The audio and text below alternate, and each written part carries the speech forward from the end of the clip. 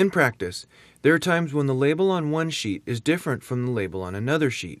For example, the label on the trial balance sheet may be cash, while the label on the balance sheet may be cash and cash equivalents.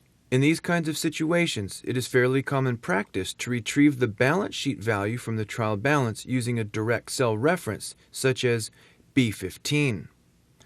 This type of direct cell reference is a huge problem for recurring use workbooks. For example, the value's location may change in a subsequent period, or the user may sort the data. Thus, we prefer lookup functions to direct cell references. When the two labels are the same, for example, cash and cash, there's no problem and everything works as expected. However, when the lookup label, for example, cash and cash equivalents, differs from the label stored in the lookup range, for example, cash, the function breaks. This chapter introduces the idea of maps, or mapping tables, which enable us to use lookup functions and conditional summing even when labels differ. We'll also discover that maps enable us to distribute a value in a source table to multiple reports stored in multiple sheets, even when the report uses a different label or term for the value.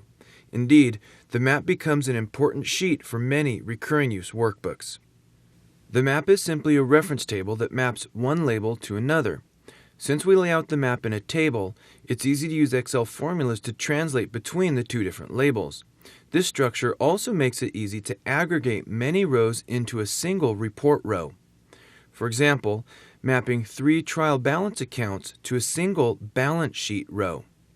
The mechanics are easy. We basically rely on our dear friend SUMIFS to pull the numbers from the data source to the map, and then from the map to the report. This video is a production of Excel University.